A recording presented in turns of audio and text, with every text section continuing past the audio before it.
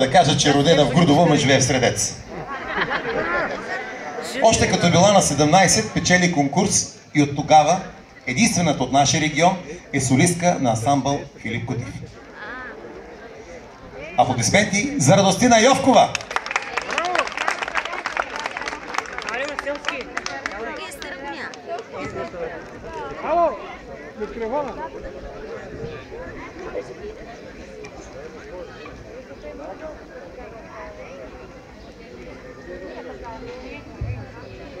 Добър ден, скъпи мои съграждани, уважаеми гости на град Средец. Радвам се, че за поредна година съм пак сред вас. Хубаво ми е, когато съм си тук. Надявам се да се виждаме дълги години, да сме заедно за напред, да сме живи и здрави и да имаме хубави поводи за срещи.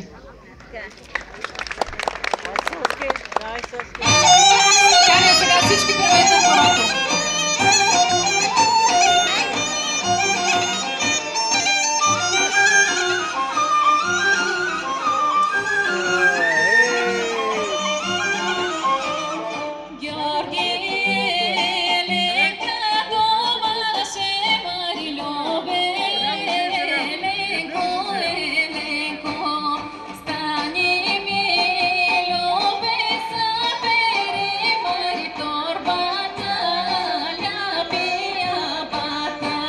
Виждам, че има публика на хора, които я знаят.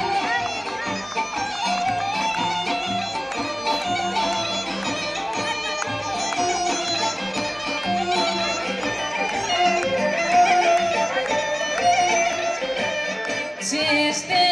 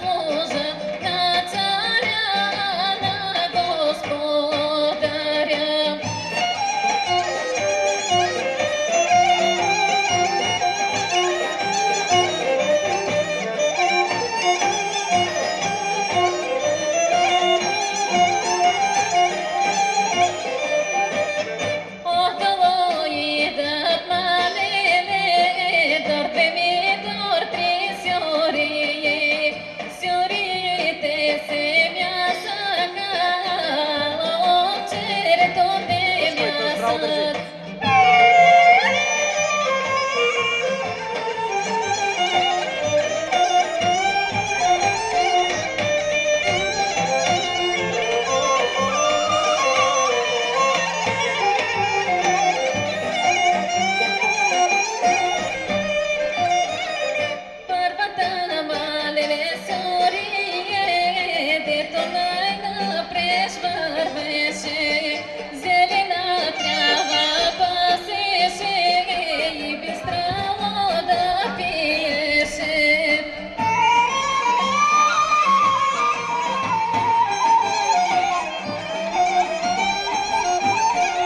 То ще стане хубаво.